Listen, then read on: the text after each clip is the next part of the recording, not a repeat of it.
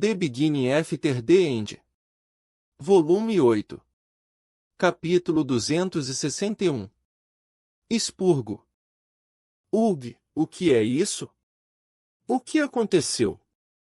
Regis gemeu, coberto de lodo translúcido, enquanto escorregava para fora da parte de trás do cadáver do milípede. Eu contive uma risada. Eu não sabia que fezes de milípede podiam falar. A expressão de Regis escureceu quando ele olhou de onde ele veio. Oh merda! Sim, exatamente. Eu ri, incapaz de me segurar por mais tempo. Depois que o milípede gigante morreu e seus órgãos começaram a falhar, pude ver Regis sendo lentamente empurrado para o traseiro da fera. Em vez de tentar quebrar sua casca externa e arrancar Regis de dentro, deixei a natureza seguir seu curso. De qualquer forma, bem-vindo de volta. Eu cumprimentei com um sorriso, dando um tapinha no meu companheiro gosmento. Como se sente? Regis baixou o olhar. Por uma fração de segundo, fiquei preocupado que ele pudesse desmaiar, mas ele olhou para mim com a boca curvada em um sorriso. Como lixo. Apesar do quão exaustos e miseráveis nós dois estávamos, tudo parecia um pouco melhor enquanto ríamos de nossas próprias piadas infantis. E com o milípede gigante morto, parecia que eu tinha alcançado outro novo marco de crescimento. Após uma breve pausa, nós dois começamos a colher os frutos de nossa última vitória. Em vez das colinas de cristais de éter dentro da caverna, concentrei minha atenção no milípede. Precisei apenas olhar de relance para perceber que o cadáver da besta de éter era a maior e mais potente fonte de éter em toda a caverna. Escalando o topo do milípede gigante, eu comecei a trabalhar consumindo o éter de seu corpo. À medida que meu núcleo de éter se desenvolvia, também aumentava sua taxa de absorção. Ainda assim, considerando quão grande era o tamanho da besta, foram necessárias várias sentadas. Embora o processo de absorção do éter tenha sido bastante simples com meu núcleo recém-forjado, os próximos passos retiraram mais de 1/3 da essência etérica do milípede para poderem ser testados. Mas com a quantidade de material que eu tinha para trabalhar, fui capaz de experimentar e ajustar o processo, aumentando sua eficiência e preparando meu corpo para, eventualmente, ser capaz de fazer algo que nem mesmo as Uras do clã Indrat podem fazer, manipular o éter. Como não havia exatamente um manual para o que eu estava fazendo, dividi o processo em 3 estágios e os chamei de absorção, temperamento e, por último, estágio de expurgo. Depois de absorver o éter, descobri que encher meu núcleo a ponto de quase transbordar, doendo muito, forçava o éter dentro de mim a se condensar e se refinar mais rapidamente. O estágio de expurgo, entretanto, era o mais importante e exigia minha máxima concentração. De uma vez, eu precisava expelir quase todo o éter que havia enfiado em meu núcleo. Enquanto a onda de éter se espalhava por meu corpo, eu precisava traçar os caminhos que aquele éter costumava se mover e guiar lentamente o resto do éter para usar esses mesmos caminhos. Cada vez que eu purgava o éter de meu núcleo, estava lentamente treinando o éter para viajar por passagens mais eficientes dentro do meu corpo, em vez de apenas se espalhar sem rumo. Concentrei-me em treinar as passagens em meus braços. Percebi que, embora minha técnica e experiência fossem capazes de compensar a perda de velocidade, elas não poderiam compensar a minha perda de poder. Com a forma como o éter foi amplamente distribuído em meu corpo cada vez que utilizei seu poder, não fui capaz de criar força suficiente para causar grandes danos sem quase exaurir a maior parte do meu éter. Não sem usar H1 Cleforme, no caso. Horas, se não dias, mais tarde, depois de ter passado por quase 80% da essência etérea do milípede, verifiquei meu progresso. Segurando minhas mãos em minha frente, eu liberei o éter do meu núcleo. Na minha primeira vez, deixei que ele simplesmente se distribuísse uniformemente por todo o meu corpo enquanto tentava sentir as passagens de éter se fortalecendo dentro do meu braço. Na segunda tentativa, foquei mais éter em meus braços. Desta vez, porém, pude sentir um aumento de cerca de 10% no éter em volta dos meus braços em comparação com o resto do meu corpo. Um sorriso surgiu em meu rosto enquanto eu olhava para minhas mãos, abrindo e fechando-as. Agarra! Parece que você acabou de descobrir o fogo. Sobre o que você está todo animado? Regis perguntou enquanto flutuava em minha direção. Você pode sentir algo diferente? Eu respondi de volta, abrindo meus braços. De início, deixei o éter se distribuir uniformemente pelo meu corpo. O éter ao seu redor ficou um pouco menos rosa. Observou ele, não impressionado. Não isso.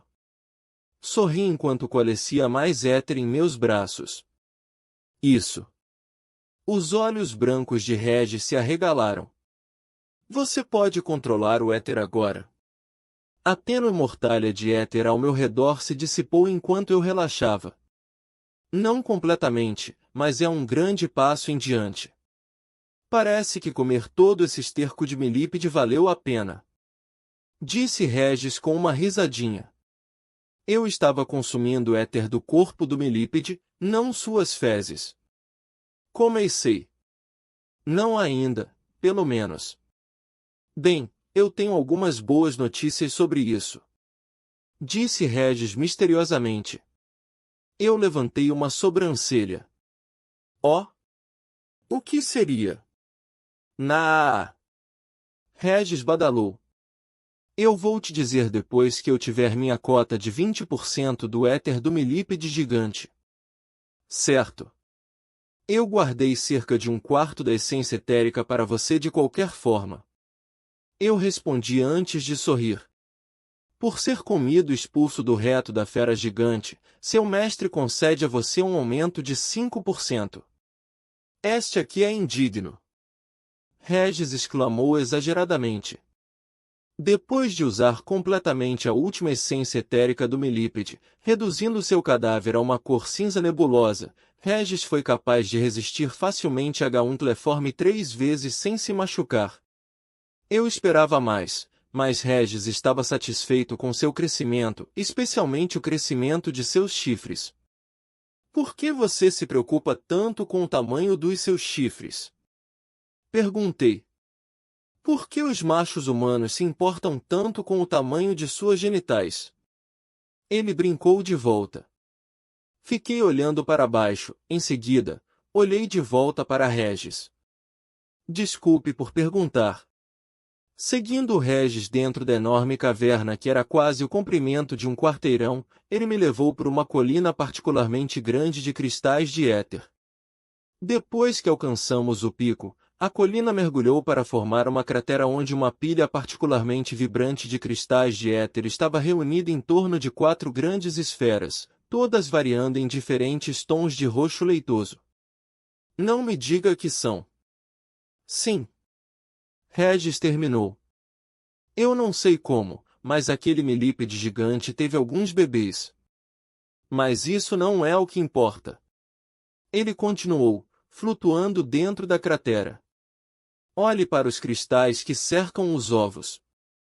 Deslizando pela lateral da cavidade de cristais de éter que funcionava como ninho para o milípide, concentrei meu olhar no vibrante conjunto de cristais brilhando muito mais intensamente do que todos os outros cristais de éter nesta caverna.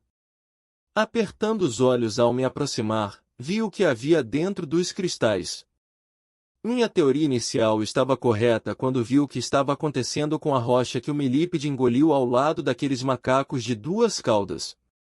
Presos dentro daqueles cristais de éter, que eram muito maiores e mais brilhantes do que os outros cristais nesta caverna, estavam vários equipamentos, armas e outros itens.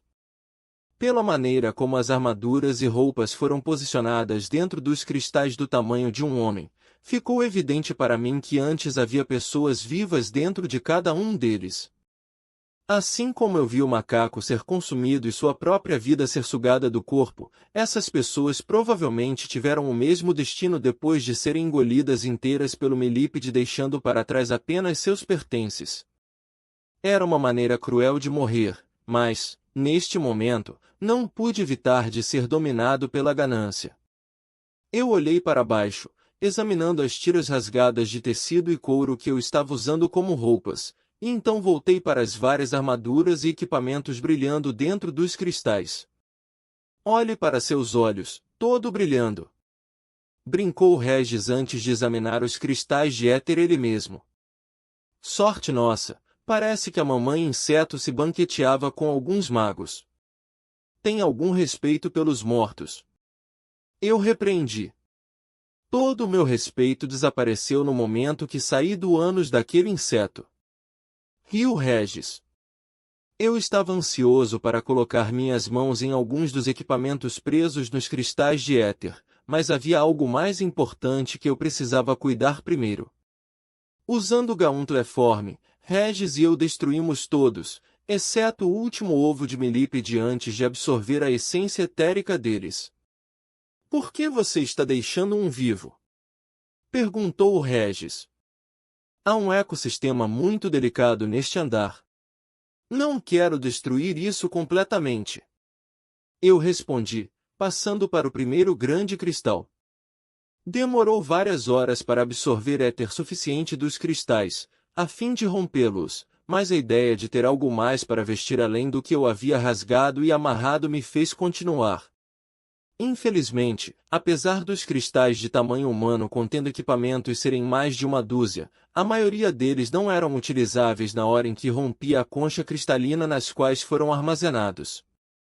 O que restou, no entanto, foram equipamentos magistralmente elaborados que sem dúvida pertenciam a poderosos magos e guerreiros ou, pelo menos, ricos. Eu olhei para as armas primeiro. Dentre as que não se desfizeram completamente, havia uma lança dourada com runas vermelhas escorrendo por sua haste, um arco longo sem corda, uma espada longa com uma gema embutida em seu punho e com uma rachadura em todo o comprimento da lâmina, e um cajado com uma gema estilhaçada. Regis franziu a testa enquanto pairava sobre as armas espalhadas no chão na minha frente. Bem, isso é anticlimático. Ainda esperançoso, peguei a espada longa primeiro. Estava perfeitamente equilibrada e era boa em minhas mãos, mas quando coloquei éter na espada, a rachadura que descia por sua lâmina ficou maior e começou a se estilhaçar. Soltando um suspiro, bati no chão. Cristais de éter menores espirraram com o impacto quando a espada se partiu em pedaços. Em seguida, peguei a lança. Imbuir o éter neste teve um efeito particular, as runas começaram a brilhar em roxo. Os olhos de Regis se arregalaram. Oh! Temos um ganhade! A lança explodiu em pedaços nas minhas mãos, atirando-me vários metros para trás e carbonizando meu colete de couro. Acho que falei muito cedo. Respondeu Regis. Droga! Amaldiçoei, me recompondo e caminhando de volta para as armas que restaram. As armas restantes não se saíram muito melhor, as runas no arco indicavam que ele usava mana para criar uma corda e flechas de fogo, tornando impossível para eu usar, enquanto o bastão com a gema quebrada provou ser ainda menos útil do que a lança explodida. Pelo menos a lança teria pegado alguém de surpresa se eu a tivesse usado contra um inimigo. Passei para a pilha de equipamentos que tirei dos cristais de éter. Infelizmente, eu enfrentei o mesmo problema que eu tive ao usar as armas quando usei a armadura folheada. Como todas as peças de armadura de níveis mais altos foram forjadas para conduzir melhor a mana, mesmo o uso do éter com aqueles equipados rapidamente os levava a quebrar ou explodir. O que me restou foram roupas feitas de tecido fino ou couro. Está bonita, princesa. Brincou Regis enquanto circulava ao meu redor. Minha nova roupa consistia em uma camisa branca solta de mangas compridas que enfiei em um par de braçadeiras feitas de couro grosso enegrecido. Por cima, coloquei um gorjal feito do mesmo material das braçadeiras. Apesar da minha estrutura um tanto magra, ele se encaixava bem, descansando confortavelmente sobre meus ombros e chegando ao meu queixo. Depois de alguns testes, percebi que a camisa e as peças de couro da armadura eram surpreendentemente duráveis. Eles não tinham nenhuma runa ou indicação de que eram artefatos, então não precisei me preocupar com minhas roupas estourando por causa de uma reação ruim ao éter. Isso é sempre uma coisa boa. Junto com um par de calças, alguns sapatos de couro macio e uma bolsa resistente que era capaz de conter com segurança a pedra de Sylvie e minha bolsa de água, o último item tinha um valor sentimental para mim. Era uma capa bastante elegante, forrada com um pelo branco macio ao redor do capuz. Era resistente a cortes e incrivelmente quente, mas eu gostei simplesmente por causa de sua cor. Embora fosse branco com pelo por dentro, o tecido externo era de uma cor azul petróleo atenuada. Isso me lembrou da Downs Ballad, mas mais do que isso, me lembrou dos tempos mais simples quando eu encontrei a Downs Ballad aos fundos da casa de leilões Eustia. Colocando a capa que descia logo acima dos meus joelhos, fui saudado por um belo peso, mas o que me surpreendeu foi que havia algo escondido dentro do forro interno da capa. Achei que você tivesse passado por todas as armas. Retorquiu Regis, estudando a adaga em minha mão. Eu também pensei. Eu murmurei, hipnotizado pela pequena arma por algum motivo. A alça elegante de prata escovada era longa o suficiente para eu segurá-la em uma das mãos com leves ranhuras para cada um dos meus dedos. Preso ao final do cabo estava um anel, provavelmente para o meu dedo indicador, se eu escolhesse usar a lâmina para baixo. Segurando o cabo com força, puxei-o para fora de sua bainha para revelar uma lâmina branca perfeita com a insígnia de um hexágono com 3 listras paralelas dentro dele esculpidas perto da base. Uau! De que é feito? Regis perguntou, estudando a lâmina branca e brilhante. Eu a segurei bem na minha frente, inspecionando-a também. Parece algum tipo de osso. Os ossos são geralmente tão brilhantes e brancos assim? Parece quase cristalino. Esta é a primeira vez que vejo algo assim também. Confessei, incapaz de tirar os olhos disso. Experimente. Imbua um pouco de éter nela. Disse Regis com impaciência. Eu estava com medo, eu não queria danificá-la. Mas quando fiz, para minha surpresa, ela foi capaz de resistir e até conduzir uma pequena porção do éter. Você acha que a pessoa que tinha essa faca também sabia manejar o éter? Regis perguntou, surpreso com a visão da aura roxa fraca vazando de sua lâmina branca. Acho que não. Respondi. Provavelmente, esta adaga é feita apenas de algo que era capaz de usar éter, talvez de alguma besta encontrada nesta masmorra. A boca de Regis se curvou em um sorriso sinistro. Perverso. Olhei de volta para o ovo restante, em busca de 1 centímetro de culpa por matar seus 3 irmãos. Eu definitivamente perdi algo enquanto estava aqui. Uma parte de mim estava com medo e queria que eu me agarrasse a qualquer fragmento de humanidade que me restasse, mas uma parte maior de mim sabia que, para sobreviver aqui e alcançar meu objetivo, eu não poderia vacilar. Pronto para ir? Perguntou o Regis. Só um instante. Pegando meu cabelo que tinha crescido muito além dos meus ombros, eu o amarrei frouxamente perto da base do meu pescoço. Agarrando o rabo de cavalo, cortei meu cabelo logo depois do nó, deixando as mechas de cabelo trigo claro caírem no chão. Regis acenou com a cabeça em aprovação. Eu vou admitir, isso foi muito másculo. Dei uma olhada rápida no milípede gigante que matamos antes de seguir em frente. Vamos!